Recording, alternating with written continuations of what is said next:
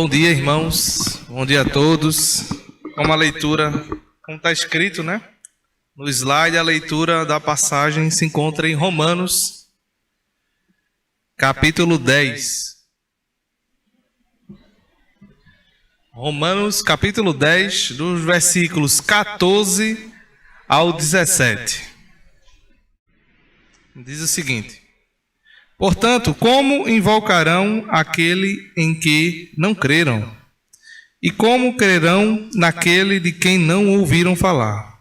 E como ouvirão se não houver quem pregue? E como pregarão se não forem enviados? Como está escrito: como são belos os pés dos que anunciam boas novas.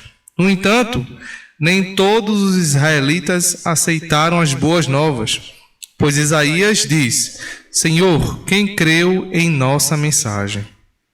Consequentemente, a fé vem por se ouvir a mensagem, e a mensagem é ouvida mediante a palavra de Cristo. Amém? Amém? Diz João, falando de João, para mim e para Vossa Senhoria, nesta manhã ensolarada, abençoada por Deus. João 3,30. Convém que ele cresça e que eu e que nós, Jesus Cristo, esse homem, ó Pai, que vem aqui te representar, é um pó, é um pecador, mas suplica, Senhor Deus, perante a tua igreja presente, perante a irmandade espalhada pelo Brasil, que ele possa ser anulado, ó Pai, e que tudo aquilo que vier falar pela minha voz, não seja da minha vontade, mas sim da vontade, ó Pai, do nosso Senhor Jesus Cristo, que nesse momento está entre nós. Abençoa a tua igreja presente, para que possa também entender o que está escrito e praticar. Abençoa os irmãos que por algum motivo não podem comparecer aqui e estão espalhados pelo Brasil acompanhando a mensagem, Senhor Deus. Eu te peço que o Senhor possa abençoar e nos dar a correta interpretação do teu querer. Todos dizem amém? Deus abençoe a todos. Chegamos a uma data importante no meio evangélico, sim, né? Eu acho importante essas datas, se tiver o respeito devido, né? Porque o dia da Bíblia, o dia da palavra, a comemoração, ela tem que ser constante. Não adianta eu esperar, por exemplo, o dia dos pais para dar um presente ao meu pai, o dia das mães para chegar para minha mãe e dar um presente, se a vida toda eu não a respeitei, não é verdade? Então, mas é importante que nós possamos ter essas datas assim e afastar ela do comércio, né? Porque muitos delas é isso, é comércio, é a barganha. E chegamos ao segundo domingo de dezembro, que é comemorado isso. O nosso querido Rubens trabalhou muito isso na aula bíblica. E nós estamos aqui agora observando o nosso chamado. E aí eu achei interessante, porque estar aqui pregando é uma responsabilidade muito grande. Mas presta bem atenção, quando eu digo assim, escutem, é literal, olhe para mim, é literal. Aí veja bem, a pergunta e a resposta. Se aquela pessoa não enxerga, se aquela pessoa não escuta, então observa como é que é interessante essa minha fala. Esse chamado de pregar, ele é para todos nós.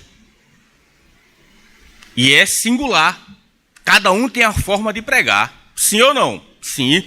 Eu posso pregar com a minha vida, sem entender em si dos livros, nem sei quantos livros tem, mas eu posso viver, né? Com a graça de Deus, a gente esteve em Caruaru e é interessante que trabalhamos lá em 2 Reis, aí a passagem diz que uma mulher observa o andar de um certo homem. Eu vejo que é um homem de Deus. E é interessante esta passagem bíblica de Eliseu, que pela forma dele ministrar, ele foi abençoado na alimentação.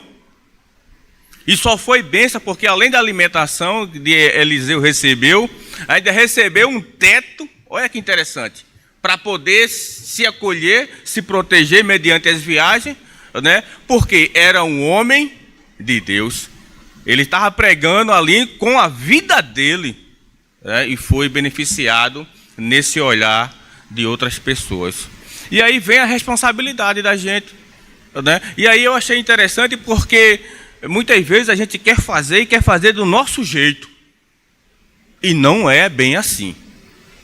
Não é bem assim. A gente tem que ter ordem e disciplina, né? Não é o quartel, longe disso. Mas tem que ter a forma de evangelizar, a forma de falar corretamente a Bíblia de Deus. E através de quê? É lendo, se você pode ler, se não pode, escuta.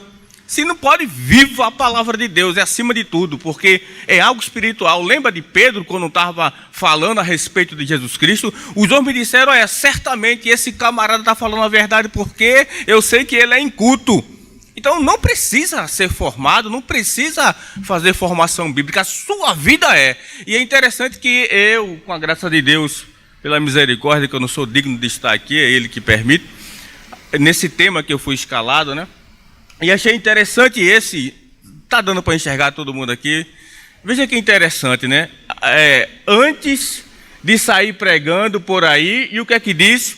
Pregue para si mesmo. Entende? Prega para tu primeiro. Eu costumo dizer uma frase que eu aprendi quando eu estava na Nordeste. Um companheiro de trabalho disse: Hamilton, o meu pai me ensinou que a maior virtude de um homem e mulher, né, é quando ele se depara no espelho e enxerga os seus erros. Porque ninguém, na verdade, vai ao espelho procurar beleza. Vai procurar o quê? Imperfeição e assim melhorar. Então, antes de tudo, olha a tua vida, como é que tu estás. Por que, Hamilton? Porque é ali na família que você vai evangelizar. No setor de trabalho. Está entendendo como é que é? No dia a dia, no ônibus, aquele ônibus, quem pega o xambá feito eu pego. No trabalho, se tem um chefe lá que está catucando o teu pé, pisando. Hein? Então, antes de tudo, prega para tu. Se prepara e Deus vai dar a condição. Isso eu não tenho dúvida que Deus vai te preparar. Agora, não pode ser, amado, de todo jeito, né?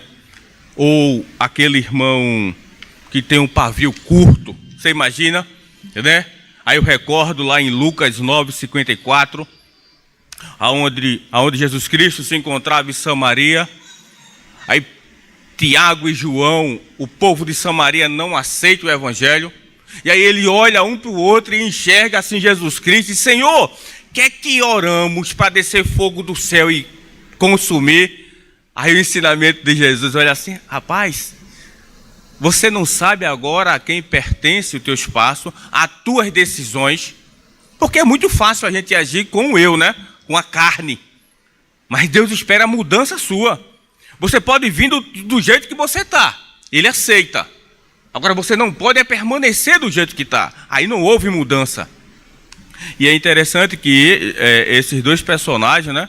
A Bíblia retrata a trajetória dele, a mudança que houve. João é conhecido como o discípulo amado, a mudança. E Deus sempre vai dar a oportunidade da sua pessoa fazer o quê? Né? Modificar. Né? Então, o reino não se impõe pela violência. Se impõe pelo amor. Entende? O reino não se impõe pela violência. Eu quero assim. Não. Agora, como lemos em Romanos, eu peço a Vossa Senhoria que retorne lá, né? E a gente vai ter informações muito interessantes, né? No versículo 14, e Paulo faz situações aqui que diz assim: olha, vamos prestar bem atenção. E o nosso dia a dia, quem aqui possui caixa d'água em casa, levanta a mão. Todos possuem. Você observou que na sua caixa d'água tem uma mensagem de Deus? Sim ou não? Quando eu olhei a minha caixa d'água, tem assim, ó: Deus seja louvado. Eu disse: rapaz. E aí eu fui mais a fundo, olhei um cano chamado na bitola, cano de 20.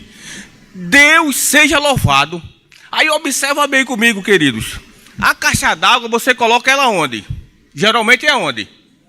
Em cima, lá em cima. Quem que tem acesso? Os pássaros, os pombos, que é uma bronca, né? Se a gente não se policiar também é perigoso com as muriçocas, né?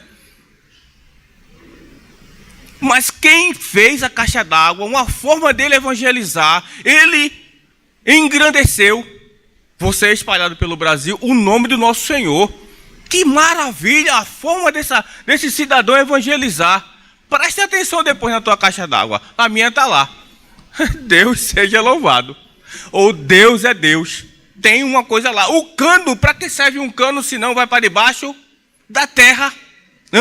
Ele é embutido, ele é escondido, porque se deixar ele frágil, ele pode quebrar. E é dor de cabeça, Garcia, consertar um cano quebrado.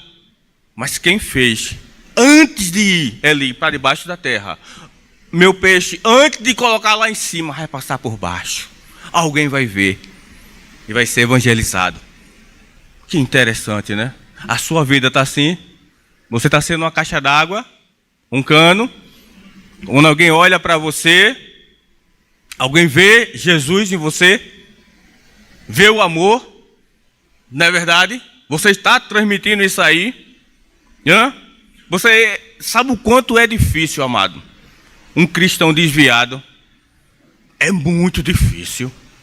Ele é uma bronca, Rubens, para ele e para quem está próximo dele. Observa Jonas, tenta fugir da palavra de Deus, aí entra naquele barco, e o que acontece, como nós conhecemos a história? Né? A turma começa a se alvoroçar, e quem foi que pecou? Quem está errado aqui dentro? Aí começa a jogar os mantimentos fora, e vai para lá, vai para cá, porque ali existia uma pessoa de Deus, ali existia uma pessoa que era para cumprir algo de Deus, e estava fazendo o quê? Algo errado. Ele era um mal para ele e para quem está próximo. Agora imagina como é um crente, como é um cristão. Jesus diz assim, olha, a lâmpada é para ser colocada onde? Diga-me, responda. Lá em cima, porque lá em cima vai clarear para todos. Estamos assim, antes de sair pregando. Hein, sargento? Antes de sair pregando, Mimito, pregue para si. Eu preciso pregar primeiro para mim. E aí sim, Jesus Cristo vai me abençoar e vai dizer, você está no caminho. Porque não existe, sabe, a gente querer se impor. A palavra tem poder. E é interessante, como foi dito aqui, nós estamos analisando algo que tem para mais de 2000 anos atrás. Algo que, por mais que o mundo bata nele, algo que por mais que o mundo queira cancelar, ela sempre está de pé. É o livro mais vendido. Observa. Todas as religiões utilizam ele. Felizmente utilizam de uma forma errada. Mas é o livro mais citado que nós temos que ter.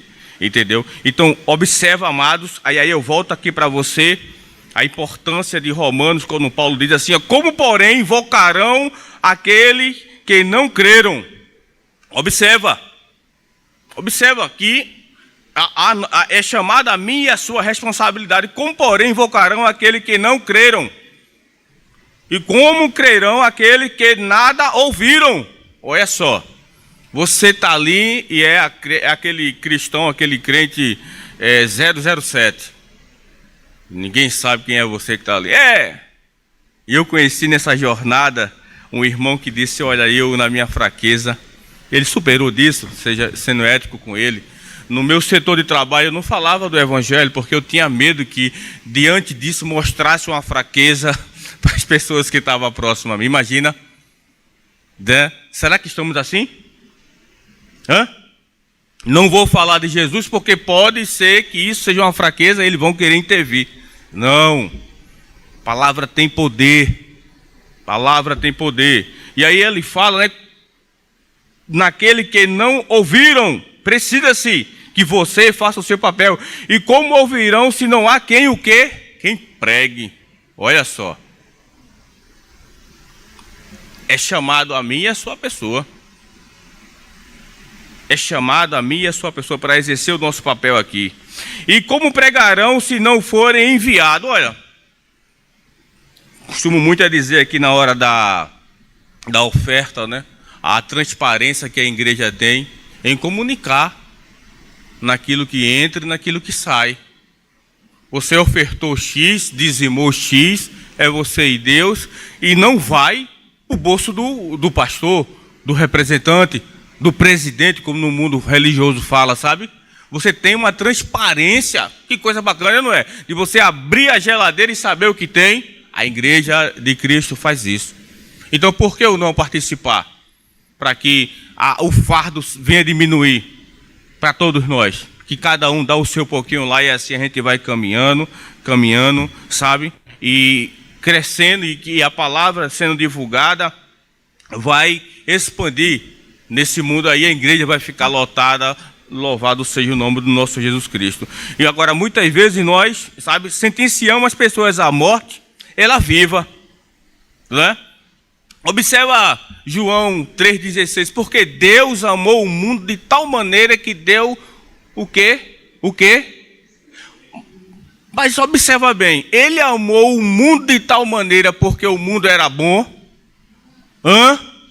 Não. Agora, muitas vezes porque aquela pessoa não segue a minha linha de raciocínio, eu quero impedir que o evangelho chegue a ela. Entende? Esta passagem bíblica, a da mais lida na Bíblia, vai dizer, né? Porque Deus amou, muitas vezes, porque Deus amou, ele realmente ele amou. Ele pregou, né? Mas é porque o mundo era bom, sabe? E nós muitas vezes vamos sentenciar pessoas à morte, ela viva. E não podemos fazer isso. Quem somos nós? Nós temos que evangelizar, sabe? Nós temos que aproveitar o momento oportuno, sabe? Lá atrás não existia assim a tecnologia nas embarcações de viagem e o meio de transporte mais utilizado lá atrás eram os barcos, eram os navios. E a quantidade de morte era grande entre os gregos, porque não existia. Hoje você tem uma bússola, hoje tem um farol, hoje tem várias situações que vai trazer você a navegar e verificar os ventos. Hoje tem a previsão do tempo, que vai dizer, olha, vai ter uma tempestade, se prepara. Lá atrás não tinha. Mas os gregos, eles tinham o chamado vento oportuno. Que vento é esse, Hamilton? Eles observavam, sabe? Agora dá para botar o barco no mar. Agora dá para a gente navegar. E nós, amados irmãos, você presente aqui, sabe? Nós temos esse vento chamado vento oportuno, né? Que vai impulsionar o barco. E quem é o barco? O barco é você. Esse vento oportuno, ele é favorável, porque Jesus está contigo, sabe? É um momento propício, sim, porque Jesus o quê?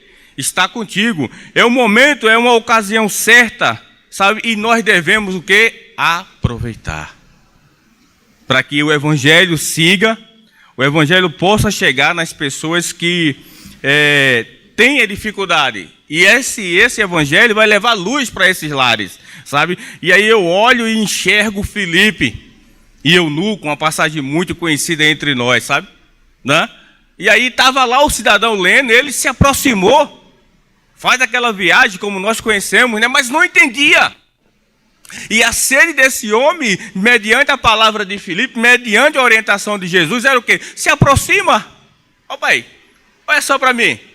Você é chamado a se aproximar das pessoas que não têm o entendimento, que está ali lendo, mas isso aqui o que quer dizer? E esse personagem, ele disse, olha, como eu posso entender, está lá em Atos 8:30, você que gosta de anotar, verifica lá, né? Atos 8:30, ele disse, como é que eu posso entender se não tem quem me ensine? Aí ele disse, essa é a oportunidade, lembra? O vento oportuno. Você não é chamado para debater, para estar brigando, não. Calma, estratégia, simplicidade, lembra da pomba e da serpente, a prudência. Temos que ter isso. Aí ele chega e diz, ó, esse é o momento oportuno. Aí ele fala, né, tudo que ele queria. Tudo que queria Filipe era o quê? Era uma oportunidade. Ele disse, eu não estou entendendo, ele disse, é comigo. E aí todos nós conhecemos qual foi o desfecho dessa história, né? Ele entendeu e em seguida foi o quê? Batizado. Que pensa, né? Para um pregador. Lembra de Pedro, né? Quando Pedro está lá em Atos pregando, evangelizando. Quem é que não queria ser esse pregador? E nós? Ó, Deus seja louvado, né? E aí é interessante essa passagem bíblica da simplicidade de Pedro e do evangelho. É simples e objetivo. E nós, o que devemos fazer? Aí Pedro disse: arrependei-vos e seja batizado no nome do Pai, do Filho e do Espírito Santo. Ó, não teve carnaval, não teve encenação, não teve a música, a banda que toca. Simples e, objetivo. Precisamos ser isso, meu irmão. Alguém olhar para você ali, vai uma mulher de Deus, olha. Que maravilha, né? Um homem de Deus. E isso é aqui, é o dia a dia. E o que me chama a atenção, naquilo que eu estudei, pequenininho, né? 66 livros, mais de 40 autores. Rubens trabalhou isso lá atrás, mais de 40. E é interessante que quando você pega a sincronia dos livros, o que Gênesis fala, o Novo Testamento fala. Sem conheceres algo espiritual. Que maravilha! Entende? Lá atrás, Gênesis falava sobre casamento, aí você chega no Novo Testamento, em Efésios, está lá. Não tem briga. Entende? Não tem discordância, né? Aí Isaías fala, né? 53, me lembro muito do nosso querido irmão Eduardo Procópio. Ele cita muito esta passagem. Principalmente lemos aqui muitos na ceia, né? Quem creu, sabe? Quem deu crédito, quem aceitou, né, a nossa pregação, sabe como é que é? Então, estamos dando crédito nesse chamado, que é bom. Evangelizar é levar luz. Evangelizar é você tirar aquela pessoa de um buraco, de uma lama. Você já viu, quem já viu aqui, uma fossa aberta, quando bate a luz, aquilo que é de ruim, eles correm, os insetos, as baratas, tudo, porque a luz chegou. Está entendendo? Se a luz não tivesse chegado a mim, será que eu estaria vivo aqui com vocês? Sabe quem era eu? Escravo do pecado. Quem era eu, ovelha perdida do trono de Deus? Quem era eu? E aí alguém pregou para mim. Alguém se deslocou à minha casa. Alguém depositou. Alguém levou a palavra. Como crerão, senão quem tem, quem pregue? E nós somos chamados para isso. Gosto muito do Antigo Testamento. E aí recordo Neemias, a prudência de Neemias na construção lá do muro, que a Bíblia diz lá em Neemias 4,16, você que gosta de anotar, 4,16, diz que os irmãos estavam com a mão na espada e a outra na colher de pedreiro. A prudência. O inimigo está ao redor e nós não podemos baixar a guarda. E assim é, nós não podemos baixar a guarda. Porque aqui, olha, é o chamado, é o ensinamento para mim e para você. Versículo 15. Como pregarão se não forem enviados? Nós precisamos entender a responsabilidade desse versículo da parte A. E como está escrito, olha para mim e para você que não despertou para isso. Quão formosos são os pés daquele que anuncia o quê? Que anuncia o quê? Quão formoso. Paulo dizendo aqui, que bênção de Deus. Né? Veja como é importante você evangelizar e da sua forma. Da sua forma de agir, da sua forma de dizer assim, olha, eu quero levar uma coisa boa para você que se chama assim a luz, o caminho. Jesus disse, eu sou o caminho, a verdade e a vida, e ninguém, não existe, o Rubens trabalhou isso aqui, não existe outro caminho, outra forma de chegar a Jesus Cristo. O homem, ele até tenta, e eu me lembro certa vez, em um estudo que eu fiz, a respeito do homem criar uma biodiversidade aqui na Terra, fora essa, de viver. E isso foi investido muito dinheiro nos Estados Unidos. Os camaradas investiram muito dinheiro. Eles criaram um local enorme. Tinha até floresta, tinha de tudo, comida, tudo. Mas foi observado uma coisa, que as florestas que foram criadas começaram a cair. Tu imagina? As árvores caindo. E aí foram verificados por que as árvores estavam caindo. de tanto dinheiro investido, porque não tinha raiz. E sabe o que era que tinha e que fazia as árvores ter raiz? Os ventos. Olha só as dificuldades quando chegava. Essa árvore que está aqui, ó. Primeiramente Deus, ela está de pé. O vento quando chega, ela fixa as raízes e não cai. E se você prestar atenção, por que aquela árvore caiu? Porque a raiz estava muito para o lado de fora. Nós precisamos aprofundar a nossa fé no nosso Senhor.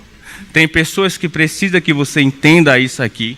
Se preparem e evangelizem, porque tem pessoas precisando ser alcançadas em nome de Jesus Cristo. E isso vai depender de cada um aqui presente, na sua forma. Porque todos nós somos singular. E para encerrar, eu queria contar aqui algo que eu, nos estudos, prestei atenção e achei bacana.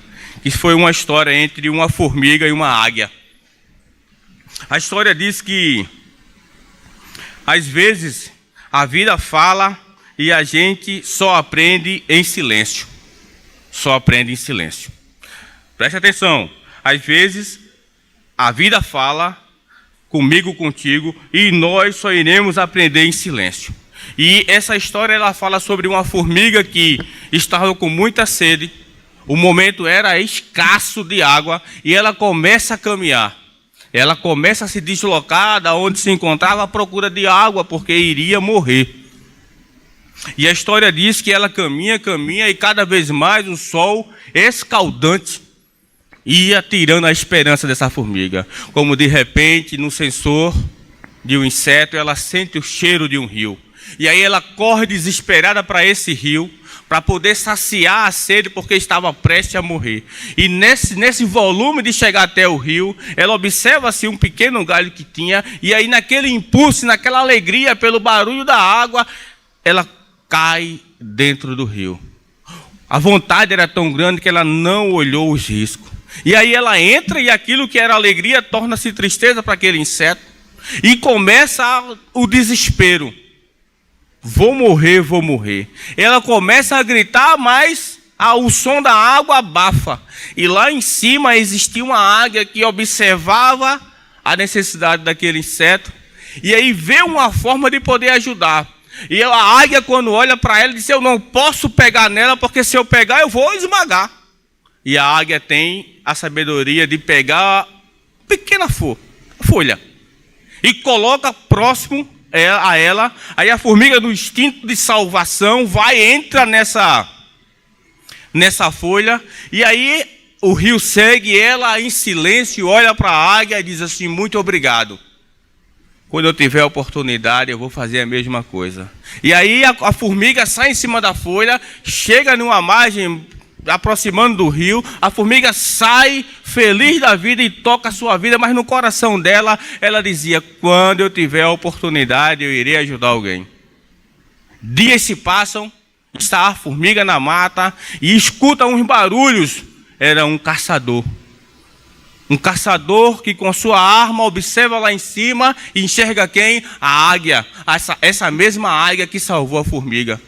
E a formiga, num silêncio, ela gela porque observa: foi aquela águia que me salvou. E agora? E o caçador se prepara, pega a arma e começa a fazer a mira em relação à águia.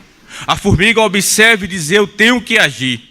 E aí ela sai desesperada, chega na bota do caçador, bem protegido, e começa a entrar na bota, não consegue. Chega na calça, sobe, chega na parte da parte de cima dele, da gandola dele, sobe, e nada de a formiga encontrar uma parte que poderia morder e assim desviar o tiro do caçador. E a formiga sobe, ela não desiste, mas quando chega no pescoço do caçador, ela diz: aqui tem uma brecha. E é nesse instante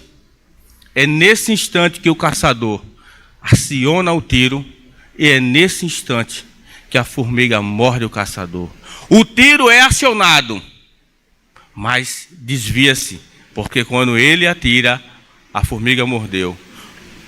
A águia, pelo susto, se afasta e vê a oportunidade que Deus deu a ela de não ter sido abatida, e o caçador começa a dizer o que aconteceu, e a formiga desce desesperada porque o caçador começa a querer matar a formiga.